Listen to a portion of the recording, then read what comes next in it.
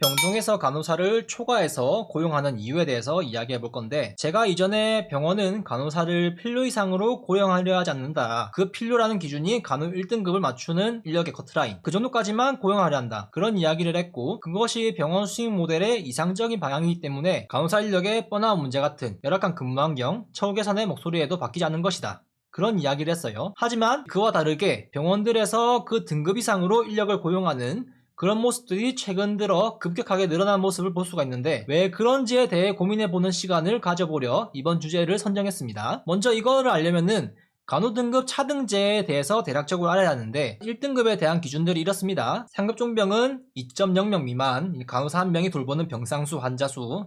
종병 병원 의원은 2.5 미만, 요양병 같은 경우에는 1등급이 4.5명 미만입니다. 보면은 상급종병은 4.5라는 수치가 6등급에 준하는 것이고요, 종병 같은 경우에는 5등급에 준하는 것이죠.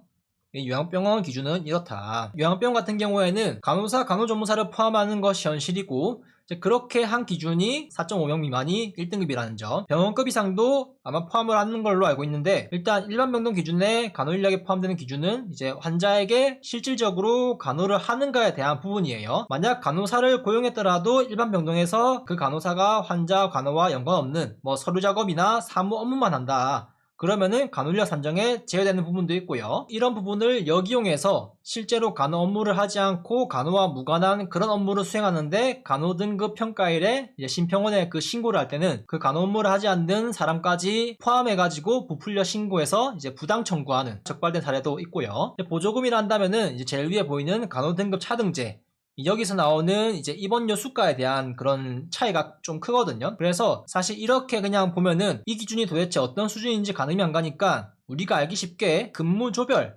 간호사 1인당 환자 수가 얼마인지 그걸 알아보려면은 이런 식으로 계산을 해야 됩니다. 실제 병동에 출근하면은 40배도 50배도 이렇게 쓰니까 근무조에 담당하는 환자 수는 40명, 50명 이렇게 되겠죠. 팀널싱이면은 반으로 배분해서 20명, 25명 이렇게 할 거고, 인력이 더 많다면은 더 줄여 되겠지만은 펑셔널 간호, 이제 기능적 간호라고 한다면은 차지 한 명에 액팅 두세 명 이런 구성으로 사실상 차지 한 명이 40명, 50명을 보는 그런 상황이라 해야 될까요? 그런 요소도 있을 겁니다. 이 식이 무슨 뜻이냐면은, 우리가 아까 본 2.5 기준으로 했을 때 보통은 3교대로 운영을 되니까 이렇게 3교대가 중간에 들어갔고, 이거는 1년이 365일이잖아요. 그 중에서 보통 직장인이 230일에서 250일 정도 일을 한다 해요. 그래서 250일과 230일을 나눈 값들, 그러면은 1.58과 1.46이 나와요. 3교대와 이 수식을 이렇게 곱하면은 어떻게 되냐, 이거는 4.4가 나오고요, 4.7 정도가 나와요. 간단하게 예시를 들면은 환자 20명을 보는 병동이 있다고 가정했을 때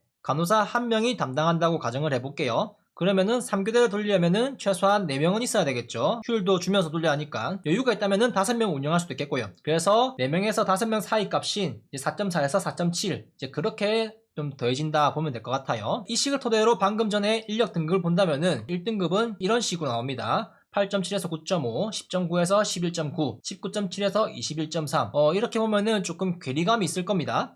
저도 요양병원 나이트 킵 근무를 하는데 간호사 1, 간호조무사 1 이렇게 근무를 하거든요. 평균 환자를 55명 보는데, 제가 55명을 다 책임지지만 제도적으로는 간호사 인력이 아닌 간호 인력 2명의 나이트라는 것이기 때문에 제도적으로는 저는 27.5명을 담당하는 꼴이다, 그렇게 봐야 될 것 같고, 여기까지 이해가 되었다면은 다음 스텝으로 넘어가야죠. 국민보건의료실태조사라는 조사 통계가 있는데, 4분기 기준으로 조사를 마무리한 것처럼 보여요. 그래서 4분기 기준으로 했고, 보다시피 조사병원 전체 병원에서 차이가 다 없죠. 똑같이 나와 있습니다. 다 모든 병원이 다 조사가 되었을 겁니다. 2012년, 2016년, 2020년 보다시피 인력이 부족하다. 제가 11학번이었거든요. 그때 인력 부족하다고 엄청나게 막 많이 얘기가 많았는데, 그 당시를 보면은 진짜 1등급이 씨가 말랐습니다. 2등급, 3등급, 4등급 이렇게 막 있었네요. 보니까 종묘 같은 경우에 7등급 있었고, 얼마나 열악한 환경이었나 좀 알 수 있네요.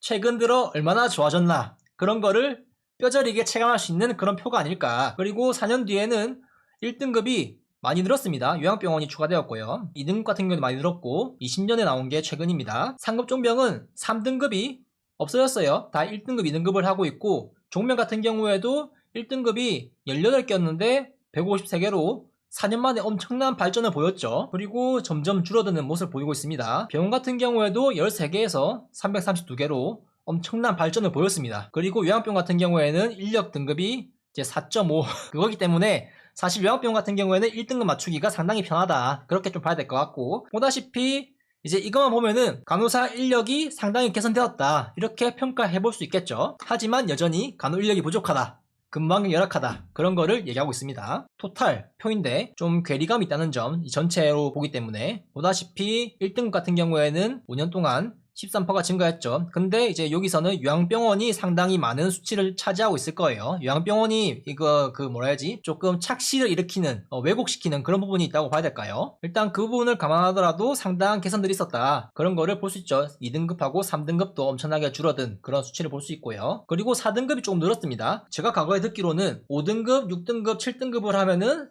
진짜 마진이 안 남고 2등급, 3등급 하기에는 조금 애매하고 1등급으로 하기에는 좀 어렵고, 그렇게 해서 4등급이라는 이 중간이 그 간호사 인건비 대비 이제 차등제를 좀 뽑아낼 수 있는, 뭐라 해야 될까요? 오히려 간호사 고용하는 비용이 더 많이 든다 하면은 그냥 4등급을 유지하면서 그렇게 유지하는 그런 병원도 있다고 들었습니다. 그래서 좀 이런 게 증가하지 않았나 싶기도 하고요. 이렇게 되어 있지만은 여전히 간호계는 인력이 부족하다. 근무 환경을 개선해야 한다. 이런 이야기를 하고 있고 간호대 증원을 외치고 있는 상황이라는 점. 취업하는 간호사 입장에서는 근무 환경에 여러 요인이 있겠지만은 1등급에 가까운 병원일수록 인력 상황이 그나마 낫다. 일하기 아주 좋은 환경이라고 하기에는 장담할 수 없지만은 4등급보다는 3등급이 낫고 3등급보다는 2등급이 낫고 2등급보다는 1등급이 나은 그 정도의 상대적인 차이라 할까요? 하지만 그마저도 이제 앞으로 모든 병원이 1등급을 향해 가고 있기 때문에 간호 인력에 대한 어떤 경쟁력보다는 복지 혜택이나 중증도, 업무 시스템 같은 부분이 보다 나은 그런 차세대 시스템이다.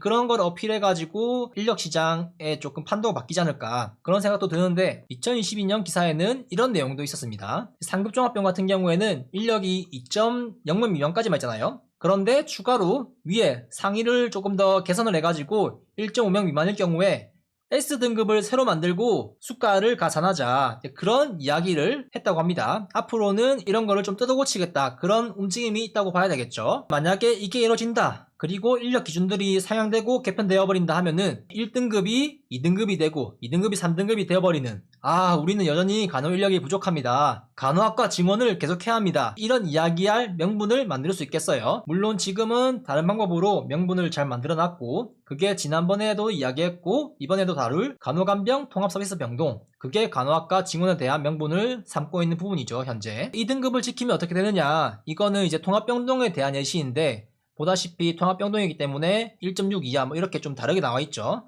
보면은 1등급, 2등급, 3등급, 4등급, 5등급 이렇게 있는데 6등급에 비해서 1등급을 이렇게 보면은 상당한 차이가 보이죠. 거의 한 2배 가까이 나는데, 이거를 계산하면은 어떻게 되냐, 이 비용은 환자 1인당 1일 입원료에 대한 비용이고요. 다인실인지 3인실인지 그런 거는 잘 모르겠어요. 아마 다인실인 것 같은데, 일단 상급 종병 기준으로 했을 때 40베드가 있는 병원을 기준으로 6등급일 때는 하루에 입원 수익료만 이제 157만원이 나오고, 이거를 1년으로 환산하면은 입원료만 5억 7,540만원이 나옵니다. 하지만 1등급으로 해서 운영을 한다, 그러면 하루에 295만원의 수익이 나오고요. 하루에 간호사 월급이 나오는 거죠. 그리고 1년을 본다면은 10억 800만원의 수입이 나옵니다. 입원료 자체만. 물론 이거는 2016년 기준이고 간호간병료가 가산되었는지 그거는 잘 모르겠어요. 일단 여기 나와 있는 대로 입원료만 본다면은 등급에 대한 차이가 엄청난 수익의 차이를 보인다는 점을 볼 수가 있죠. 만약에 400배드라고 치면은 1년 매출이 6등급일 때는 57억이고 1등급일 때는 108억 원의 입원료 매출이 는다는 점. 일단 병원 수익에 입원료만 있는 건 아니에요. 여러 수익 모델들이 있는데 입원료에 대해 한정해서 보자면은 이런 차이가 있다. 그만큼 간호 등급이 중요하다. 그리고 통합병동에 대한 부분이라 했는데, 보다시피 1등급인데 2.0 미만이 아니고 1.6 이하일까, 그런 부분이 눈에 띄죠. 이거를 잘 기억하고 다음 내용을 좀 이어가 볼게요. 앞서 본 통계들이 20년까지거든요. 그래서 21년 간호사회 통계에서 조금 가져와 봤습니다. 간호사회가 내는 통계를 참고해서 메인 주제인 왜 초과해서 이렇게 인력을 고용하는가에 대한 이야기를 본격적으로 해보려 해요. 아마 눈치가 빠르신 분들은 왜 그런지 아마 지금쯤 아셨을 것 같은데, 일단 눈에 띄는 거는 데이터가 상당히 적어요.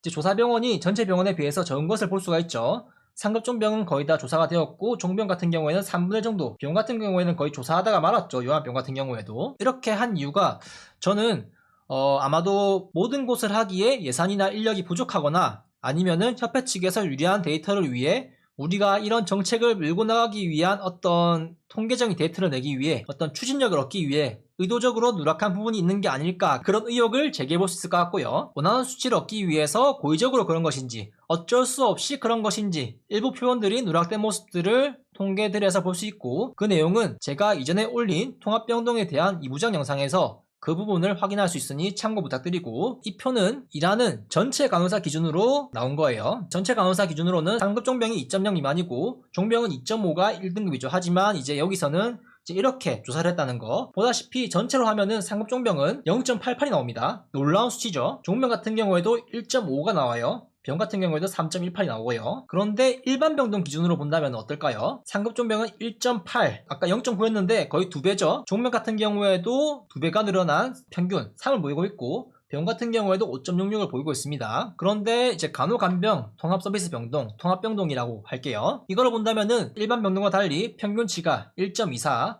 종병은 2.07, 병원은 아까 5.66을 보였는데 거의 반토막이 난 2.77을 보이고 있죠.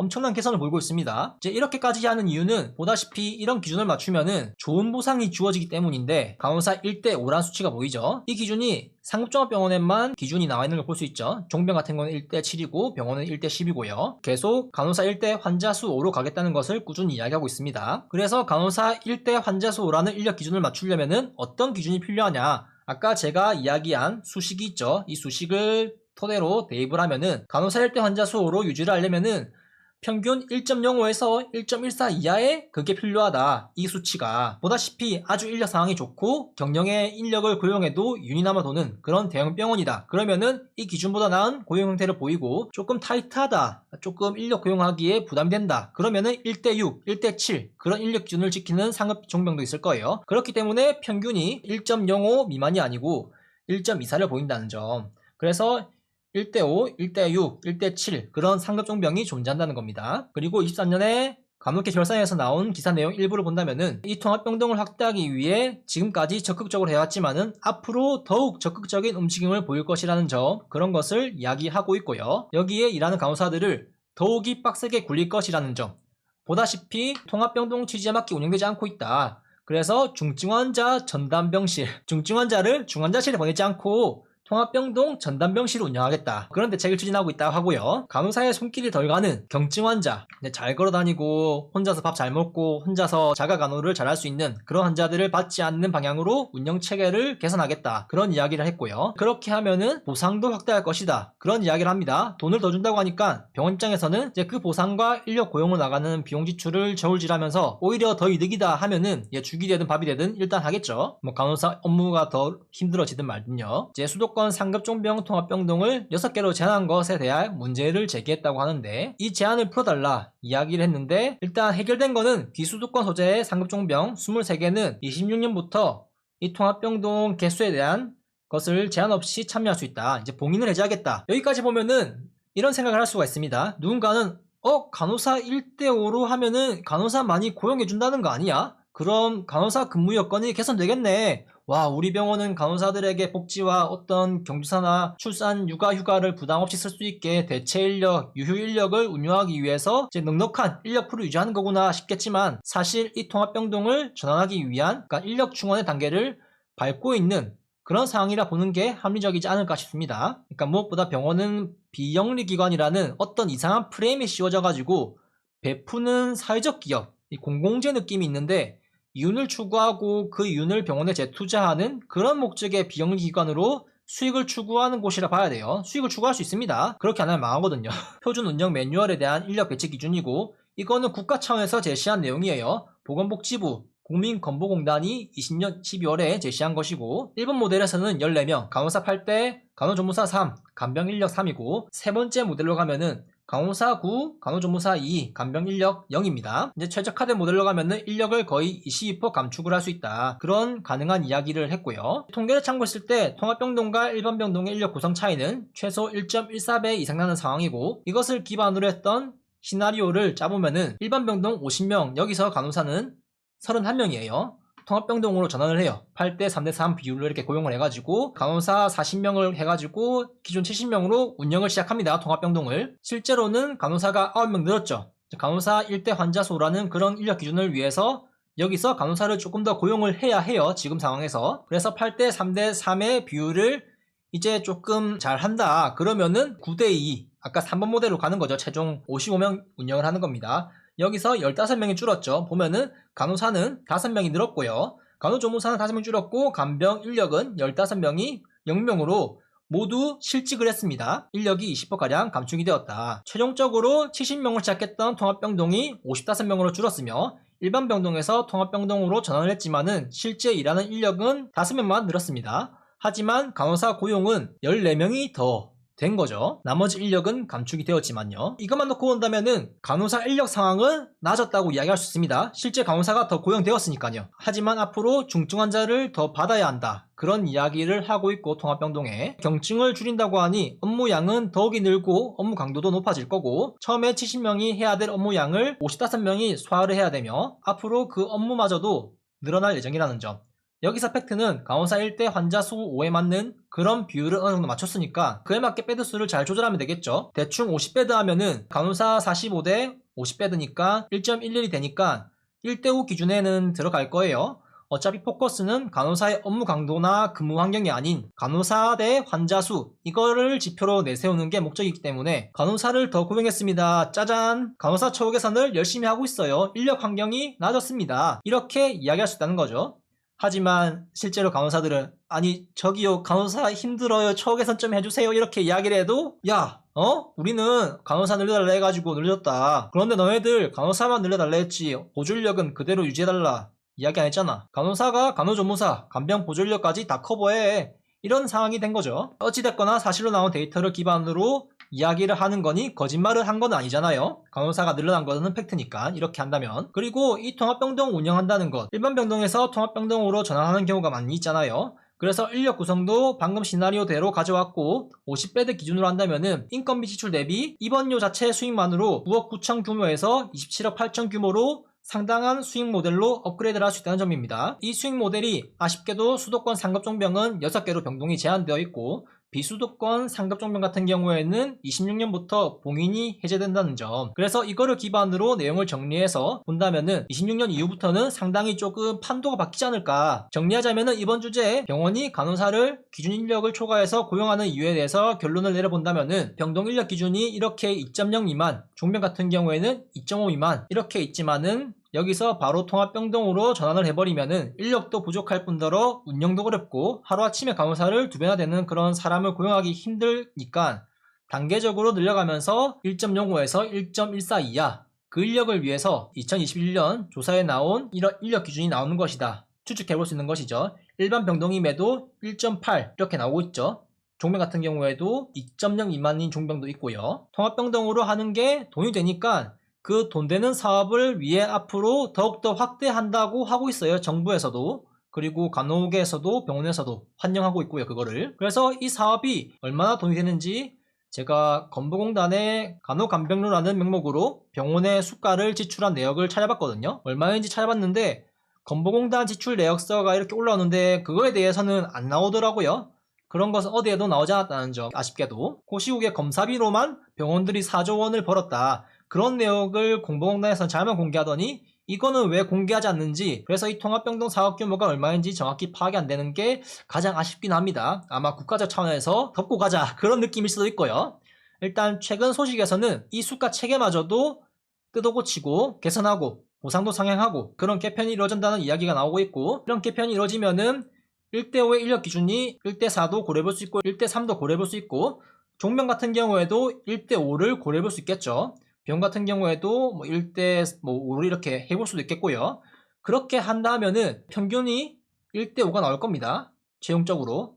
그게 얼마나 걸릴지 모르겠지만 그런 거에 대비해가지고 종병 같은 경우에도 1대5, 1대6의 인력 기준을 좀 기대하는 그런 부분에서 이런 고용을 꾸준히 하는 게 아닐까 싶어요. 통합병동의 인력을 기준으로 본다면은 간호 인력이 지금 시점에서는 턱없이 부족한 것도 사실이니까 간호사를 더 배출해야 한다는 명분은 충분해요. 하지만 이런 명분 뒤에 숨겨진 속내를 간호사 입장에서 이런 부분을 깊게 고민해 본다면은 과연 간호사를 위한 것이 맞나? 실제로는 간호사의 근무 환경은 더욱이 열악해질 가능성이 높을 거예요. 실제 통계에서도 중환자실을 제치고 통합병동이 퇴사율 1위라는 부서라는 것이 이미 나왔으니까요. 그마저도 이거를 확대하겠다. 그리고 중증 환자를 더 많이 받겠다. 그런 얘기를 하고 있으니까 앞으로는 더 늘지 않을까 싶습니다. 그리고 우리나라는 이례적인 간호사 배출 능력을 입증했어요. 43이죠.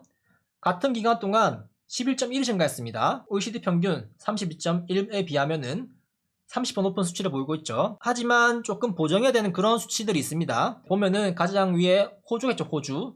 호주는 같은 기간에 18.9가 증가했습니다. 하지만 호주 같은 경우에는 우리나라 인구의 절반이거든요. 그렇기 때문에 인구를 고려해서 보정한다면은 이제 간호사 수는 9.8 정도 증가했다고 봐야 될까요? 9.5. 그래서 같은 한 명이라도 인구수 차이 때문에 2배 정도로 좀 보정을 해야 된다는 점. 물론 일본 같은 경우에는 이제 인구수가 1억 2천만, 우리나라의 2배가 넘으니까 절대적인 수치는 한국보다 많을 거예요. 이제 절대적인 수치로 환산해 본다면은 뭐 일본이나 우리나라나 증가한 폭은 비슷하지 않을까 싶기도 한데, 일단 우리나라는 간호대학 졸업자 수가 비약적으로 증가한 것은 사실이다. 그리고 이것을 앞으로 더 늘릴 거라고 이야기하고 있다. 이제 무슨 이야기를 하다가 여기까지 온 건지 모르겠는데, 결론은 일반 병동에서 통합병동에 전환을 노리고자 간호사를 필요 이상으로 많이 고용하고 있는 상황이고, 그 통합병동의 인력 기준도 앞으로 개편할 거라고 하니까 간호사를 꾸준히 고용할 것이다. 왜냐하면은 돈이 되니까. 가장 큰 문제는 무엇이냐? 이 돈들이 어디서 나오는 것이냐? 바로 건강보험료에서 나오는 것이죠. 건보공단의 곳간이 이제 걷어나지 않을지, 그런 문제를 걱정해봐야 되겠죠. 세금이 오르는 문제에 직면하지 않을지, 그런 부분의 숙제가 남아있을 겁니다.